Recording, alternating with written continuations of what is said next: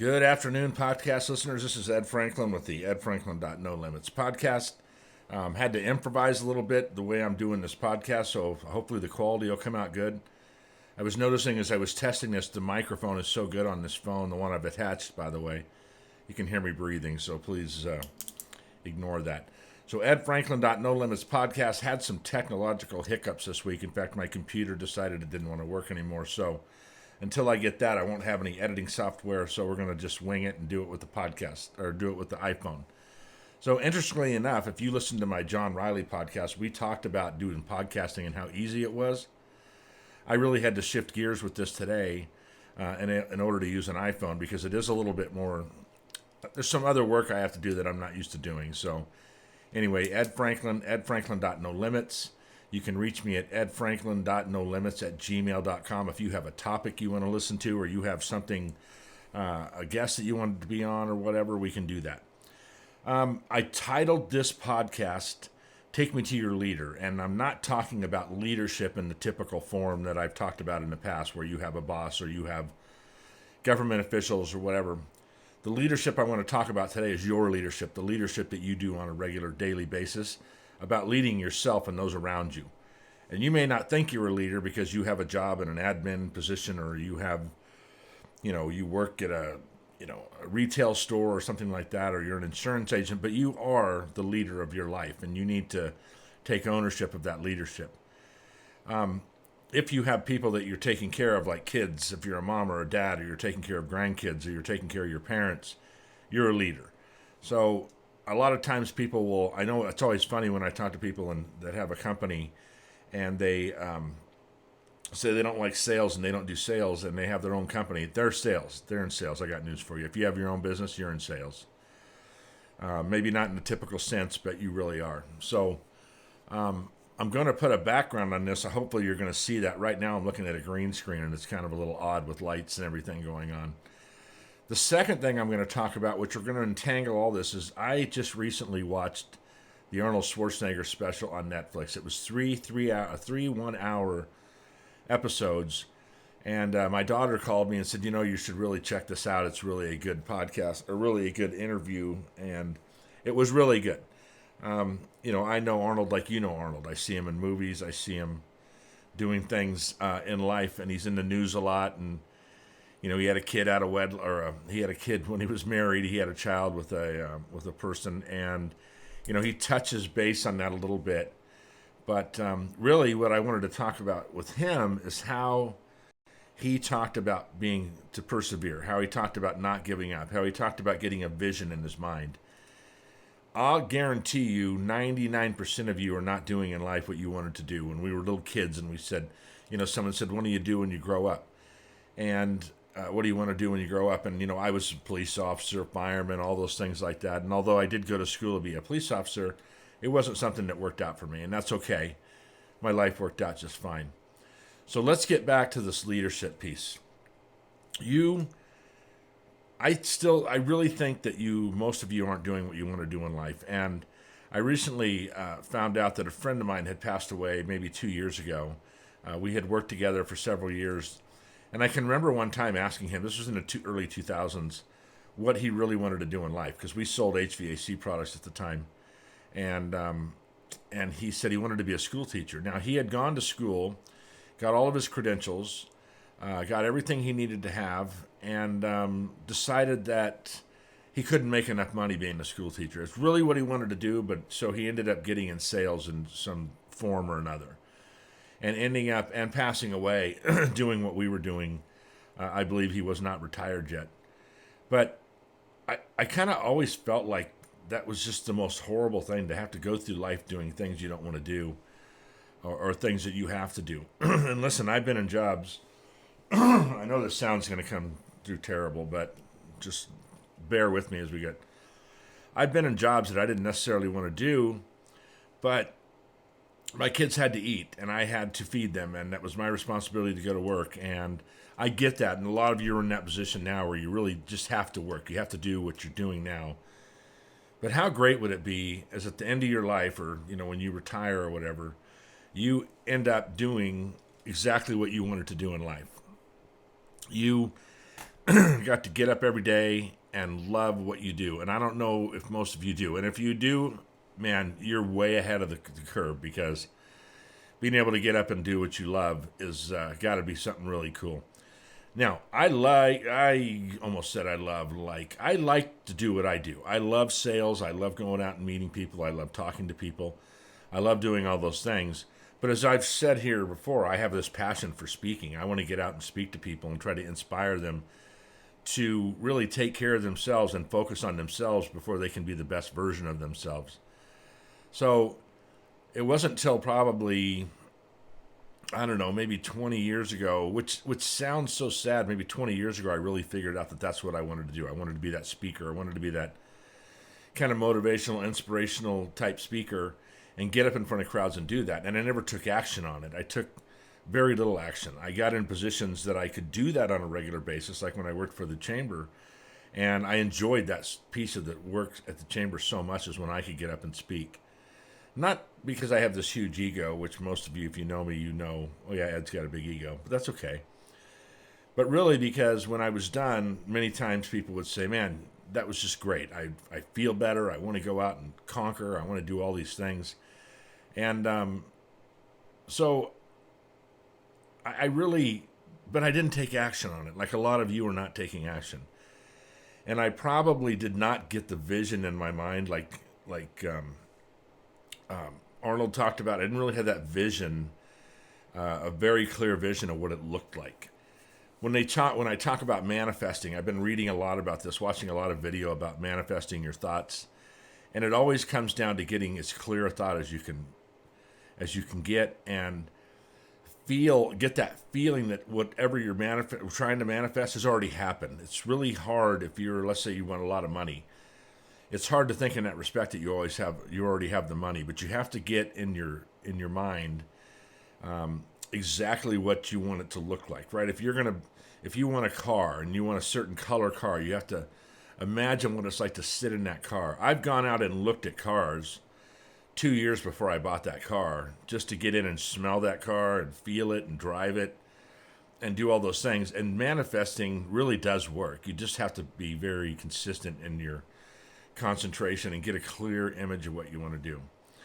You know, every day we wake up, and I know this sounds like a broken record, we have this opportunity to determine what the day is going to be like. We have, we kind of have a chance to have a good day or a bad day. And just because you stub your toe, and it does change your kind of view on what's going to happen that day, you got to get over that. You got to get that vision. And if you want to do something different, and it doesn't even have to be full-time, it can be part-time, it can be a relationship, it can be 100 different things that you might want in life, you've got to get a clear vision of how to get there, and that will give you the path. They always say you don't have to know how you're going to get there, you just need to know what you want when you get there, and the universe will take you to that place. And I am in 100% agreement with that. I really believe that you need to figure out what you can do. But it's hard, and there's no doubt about it, it's hard. It's hard to kind of get your arms wrapped around doing something you haven't done or picturing it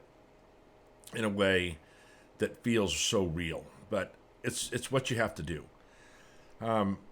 This leadership thing, when you're talking to yourself, you're making decisions on a daily basis, what you're going to do, how you're going to do it. You put a plan together. When you clean the house, you do this. And I've said this before. You start in this room, and you go to this room, and you go to that room, and you go to that room, and you use this chemical and that chemical. That's that leadership piece. That's that piece where you're going, all right, this is my plan. I'm going to execute my plan. And it's no different if you're trying to be a teacher, or you want to go back to school and get your education, or you want to, whatever you want to do in life. Kit had this dream, and I won't mention it because it's not my business to mention her dreams. And I still am encouraging her to do that because I still think she'd love it. And it wouldn't have to be a full-time gig. It could just be something she did here and there.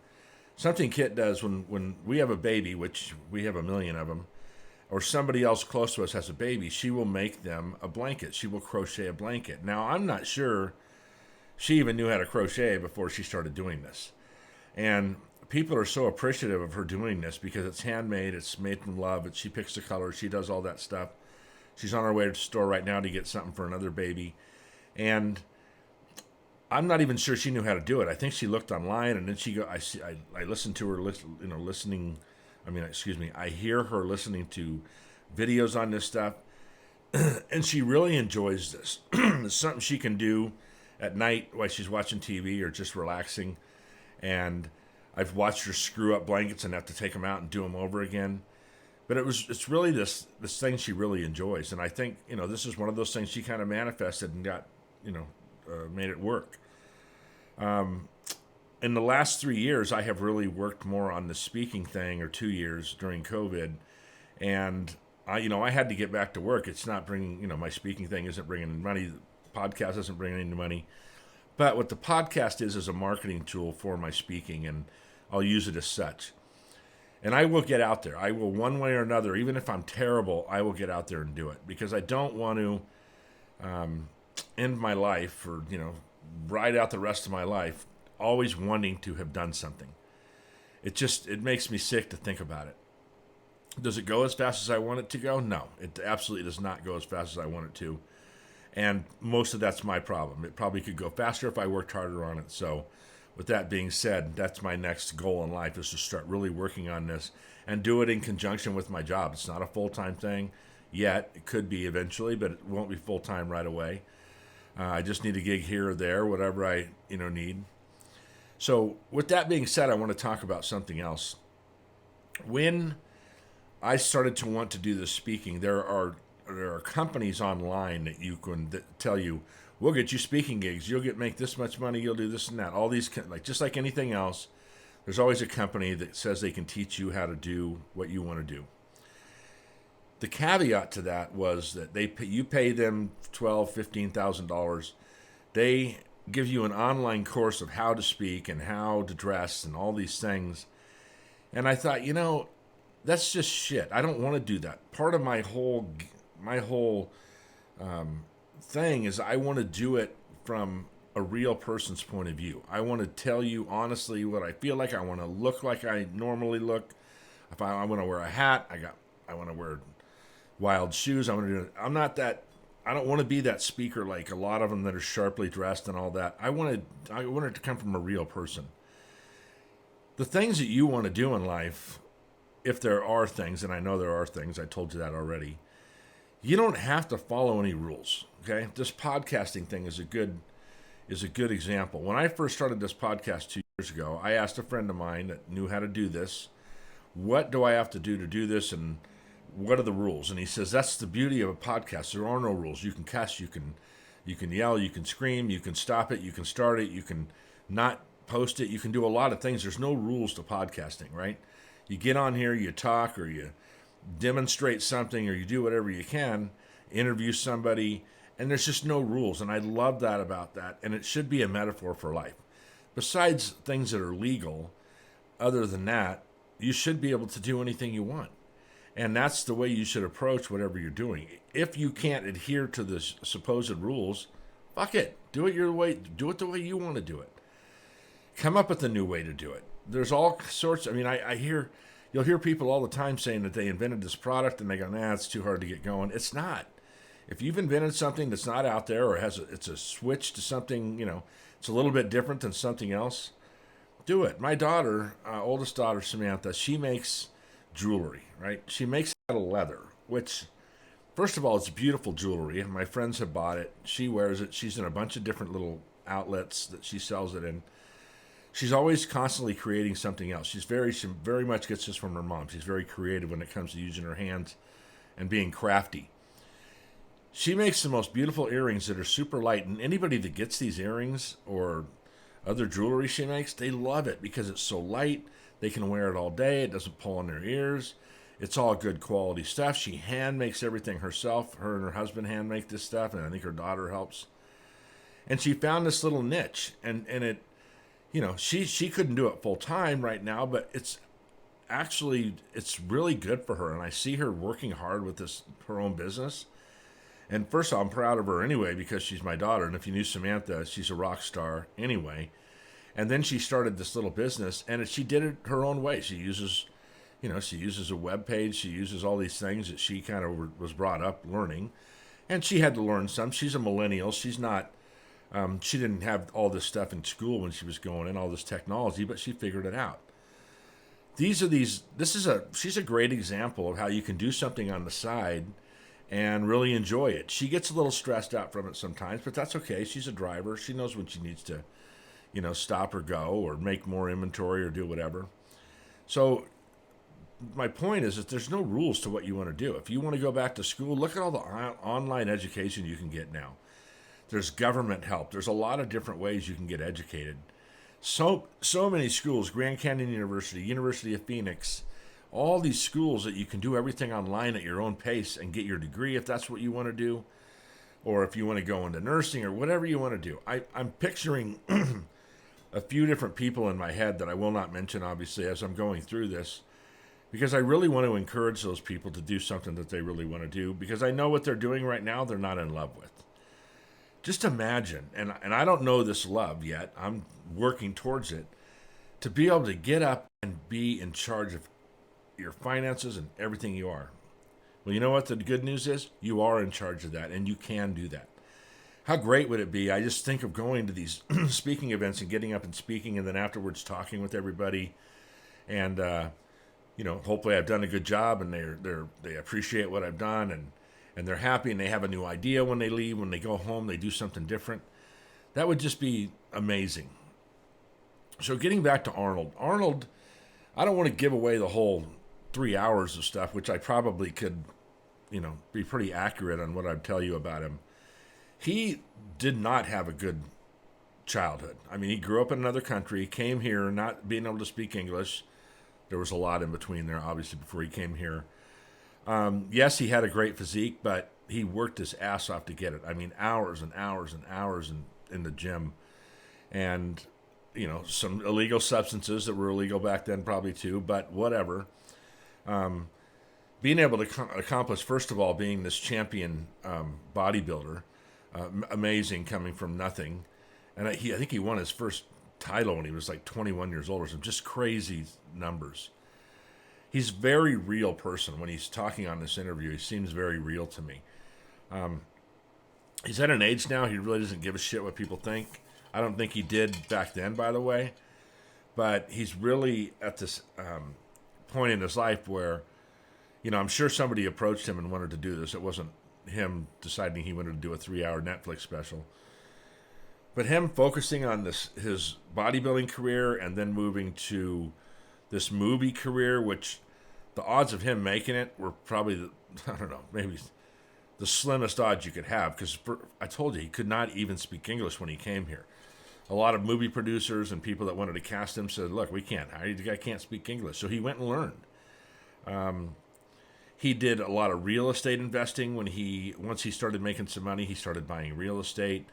I saw an article today, I did not read the article, that said they didn't know if he was richer from his real estate investments or from his acting career, which he's worth like $600 million, so whatever, it doesn't matter where he's richer at. But that's pretty interesting that he started young and started in the 70s buying real estate, and now he's like a mogul. He's got real estate all over the place. And then he has a real successful movie career, gets a couple jobs that he probably shouldn't have gotten, but he did knock them out of the park. Screwed up. There were some bad movies that he did. I think like every actor probably does, picks a role that thinks it's going to be good and it doesn't come out as good. But then, amazingly enough, he meets at a charity tennis match. He meets Maria Shriver, one of the Kennedys, and starts to rub elbows kind of with that political platform, those people. And he tells some funny stories about that, and then ends up, fast forward, of course, being the governor of California. I mean, how crazy is that? Whether you hate him or love him, the guy did it. I mean, he focused, he marketed himself, he did a lot of things that he was told not to do. One of the things that stuck out in my mind is once you act, you don't sell. He sold the movies. He would go out and do promotions for the movies. He did a lot of that stuff. And he even did that when he was governor. He really sold himself to the people of California in order to get elected. So, and I mean, his life, it was really an amazing life. and I encourage you to watch this. It's 3 hours long. You can watch it in 3 segments or binge watch it. We watched 2 and then watched 1.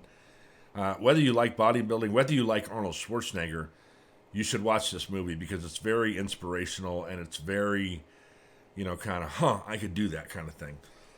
Now, with all that being said, after he was governor, he screwed up, right? He had an affair with this maid and had another child, ruined his marriage, ruined his relationship with his kids at first. I think they get along now. And that kind of goes back to another podcast I've done where your life, your life's problems are not over, right? They're gonna rear their ugly head again. And this is why I'm encouraging you so much to make sure you take care of yourself and get yourself to be the best version of yourself. Now, I'm not condoning what he did. It was completely wrong. I mean, for God's sakes, it was in the house. It wasn't even like it was outside, at a strip club where he was drunk. There's no excuse for it, but I'm just saying he owned up to it, and the family gets along fine now. They're all together, but think about Maria Shriver. So think about her in this situation, having this really perfect life. I mean, he's growing up in a Kennedy's family. I mean, American royalty. She had her own career, and I always liked her. She always seemed like a nice person. Didn't seem like a snob or anything. Here she is with this, rock star, superstar movie guy that was this bodybuilding champion and was the governor of California with her help and the help of the Kennedys, I'm sure. I don't know if he didn't really mention that, but he was in this family. It had to help. And then her world gets turned upside down by her husband going and doing something dumb like this. Now, she wasn't, 25 she wasn't young. And her having to, regroup and take care of, she's still got kids to take care of. She's got all these things. She's probably has foundation. She's probably working still. I mean, yeah, what Arnold did was completely wrong, but Maria had to also be really strong. And if she wouldn't have been in the best version of herself at the time, she would have had a harder time taking care of all this. You see how cyclical it is, right? Life is just, your problems are not over. Bad things happening to you or around you is not over. It's going to continue to happen. But you got to get your head in shape. You got to get your body in shape. You got to be ready for these things to happen. And you can't live anticipating those bad things to happen, but you got to be ready, right? You got to be prepared. Here's the thing I always want to tell people. Nobody is coming to save you, right? The government is not coming to save you. Your boss is not coming to save you. Your spouse should be there to save you or help you along. But there's no entity out there that's going to come and fix any problems you have. They're not going to fix your job. They're not going to fix your career path. They're not going to fix any of those things, right? It's on you. And you have to, 2 things I think you need to do. You need to understand that where you're at in life right now is because you got you there, right? That could be good decisions, bad decisions, whatever. I mean, I look back and I kid people. I tell people often how many kids I have, and I do it for 2 reasons. One, it's my proudest thing in my life is my family, right?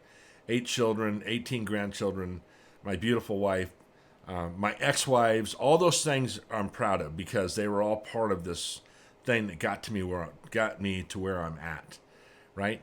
Bad decisions, good decisions, whatever. And it's funny when I tell people how many kids I have, I get different responses, right? I get, oh my God, that's amazing. Oh my God, didn't you have a TV? I mean, I get all kinds of shitty responses from people. It's not what they want, it's what I wanted. So it doesn't matter how they feel about it. But it's just funny when you tell people, what you've done or what you're doing and just the responses they get. But the thing is, there's one point in this Arnold thing, I don't know if it's the first episode, he gets at the end of the hour, they're done. So he gets up and he's like, fuck them, right? And Arnold had kind of that attitude through the whole thing because he had a vision of what they wanted, and a lot of people didn't. A lot of people told him he couldn't do it. A lot of people told him he was going to fail. Don't go into this business. Don't go into that business. And he said, you know what? That's what I want. That's what my vision is. And he went and persevered. I guess the other point to Arnold, and then I'm going to get on to something else and get off of that, is that he wasn't anything special. He was no more special than you. All right. He had nothing. His childhood was probably worse than yours. I don't know that for sure, but once you see the series, you'll see, or these, not the series, but this documentary, he had a tough life that he overcame, and it was pretty amazing how he did it. But really, it wasn't amazing. It was kind of simple math, right? He just persevered. He just didn't give up. He had a vision in his mind, and he moved forward. Exactly what you can do. So, like I said, I think most of you listening to this podcast, if not all of you, are not doing what you want to do in life. And I'll tell you, next Thursday, I'll be 61 years old, right? It feels literally like 5 years ago I was 36, 40 years old, just getting ready to marry Kit. Time goes by so fast. My daughter's going to be 37 this year. I cannot tell you how fast time goes by, and I always tell my kids this: spend time with your kids. It's going to go by lightning speed, right? Last year I was blown away that I was hitting 60, and now I'm like 61 years old. I'm like, when I was a kid, that was like those guys were crippled at 61. Here I'm going to the gym, we're going to do this, we're going to do that, I'm going to ride bikes, we're going to do all these things. I'm doing a podcast, I'm learning technology, this new way I'm doing this podcast with the whole thing I had to learn, and I don't have a problem doing it. I always know I can learn anything. I have a new job. I just talked to a guy today that just lost his job a couple of weeks ago because the company decided to reorganize.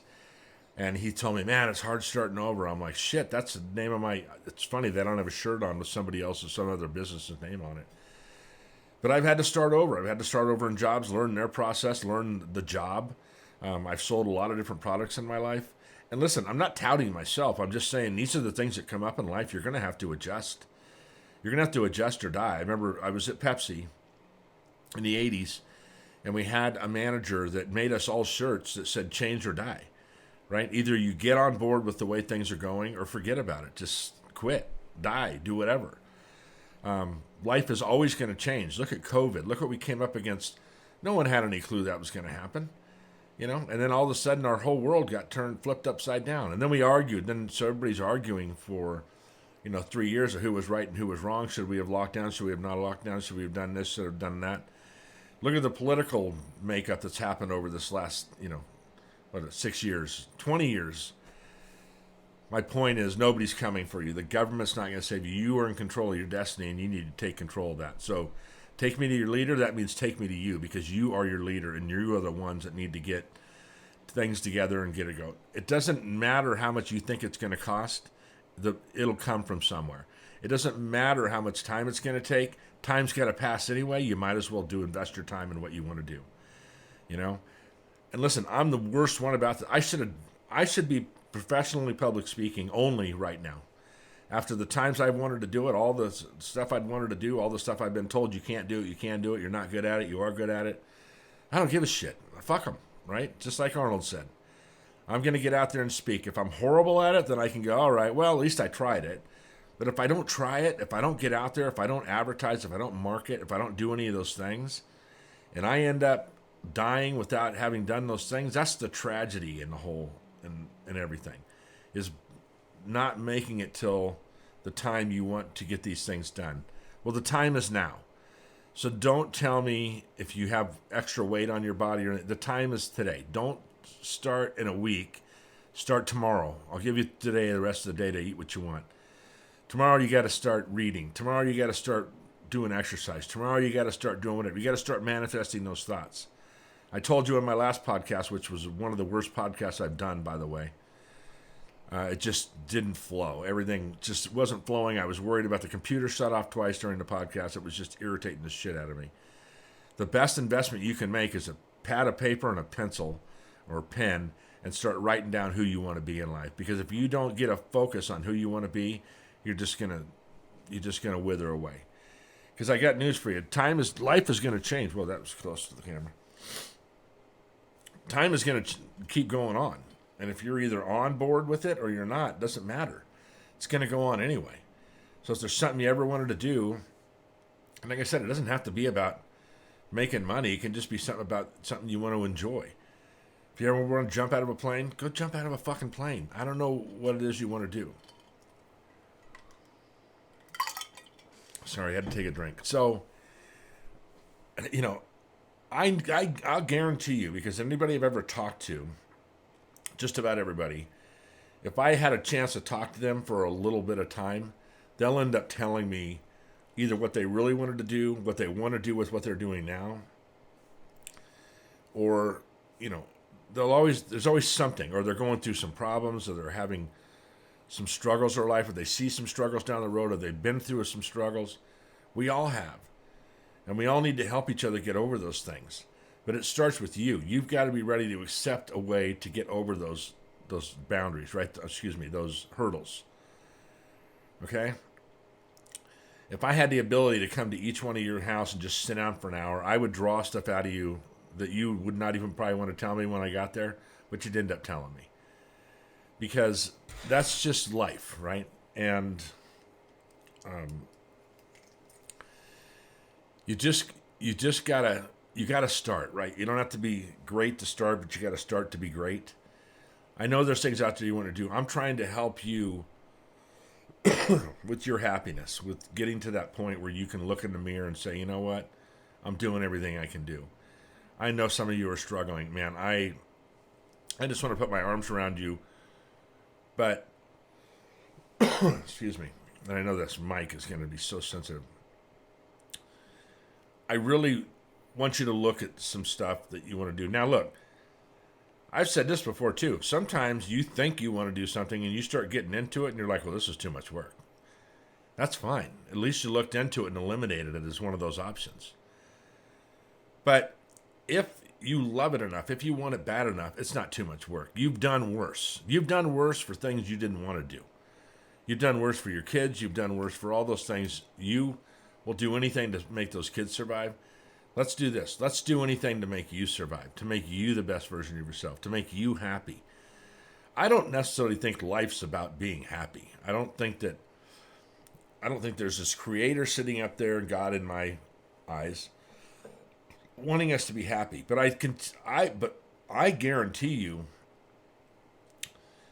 the God that I believe in wants me to be the best version of myself. He's given me these skills. He's given me these talents. He's given me my size. He's given me everything I have. He wants me to use it. I heard a comedian talking the other day about a lot of people that come to his show. He sees people in wheelchairs very often in his shows, and they're very good people to have in the audience because they're laughing a lot and they're having fun and they're communicating, they're interacting and things like that. And this was kind of part of a serious thing he was talking about. He says, he feels like since those people have had such a hurdle to get over, having to be in a wheelchair or whatever, that they just enjoy life. They just, I've already been through that. It can't get any worse kind of thing. I never like saying that, but, I've already put up with all this stuff. I might as well enjoy my life. And I really agree with that is how you should believe. Yes, it can get worse, right? But you can be in a better place if and when it does get worse, right?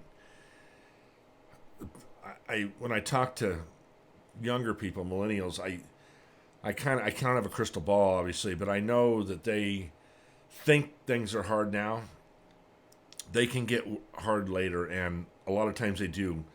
Think about me being 61. I've lost so many friends over the last 10 years just because of age, sickness, or whatever.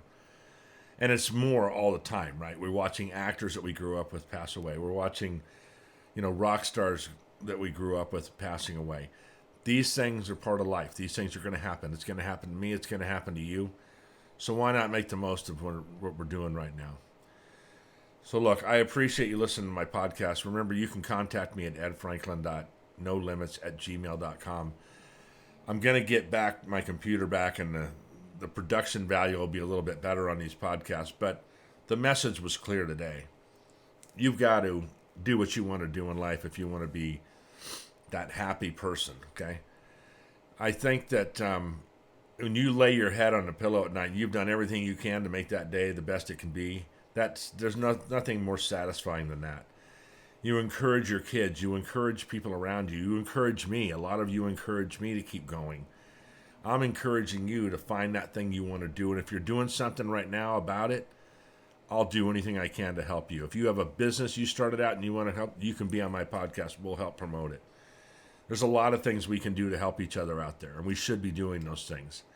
I was at a mixer the other night, and I was just watching people talk and try to hear themselves think. It was so loud in this place, and we're really getting back to normal as far as meeting and networking and doing all those things. And I spoke to some entrepreneurs that were very happy and excited in their business. Don't know if it's going to go anywhere for them. I hope it does. But there's so many things we can do out there that are going to be of value to the world, right? Or of value to us, or of value to our kids, or whatever. So get off your ass. Let's decide who we want to be in life and go do it. And let's try to help each other doing it too. So keep an eye out for more podcasts. I really appreciate you listening. Please share this. Please go to my YouTube page and like it, and be a subscriber so you can get notified when I do have a new podcast. So much more to come. I'm glad you're on this journey with me, and I'm glad I'm on the journey with you. Have a great weekend. I hope all you dads had a great Father's Day last weekend. This podcast was supposed to come out this week, but I was dealing with these computer issues. I will probably not do a podcast till after the 4th, so have a safe 4th. Happy Father's Day, happy 4th, happy everything. If you need me, edfranklin.nolimits@gmail.com. We can chat. Thank you for listening.